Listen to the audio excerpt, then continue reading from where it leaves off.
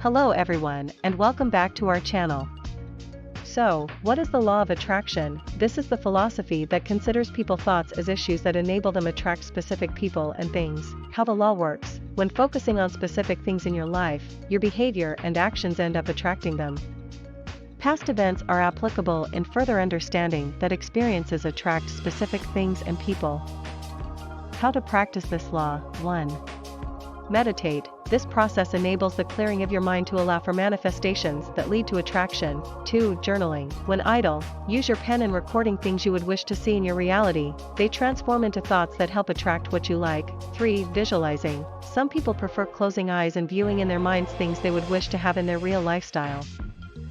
4. Use of affirmation. Affirmations are critical because they help you shape positive perceptions towards things you would wish to happen in your life. Advantages of the law of attraction: it grounds you and keeps you focused. It also makes you successful. Disadvantages of the law of attraction: it can sometimes lead you into attracting negativity. It also does not help attract healthy lifestyle. Thank you for watching, and I hope this video was educative. Go ahead and implement the law of attraction in your life if you want to attract things and people you value.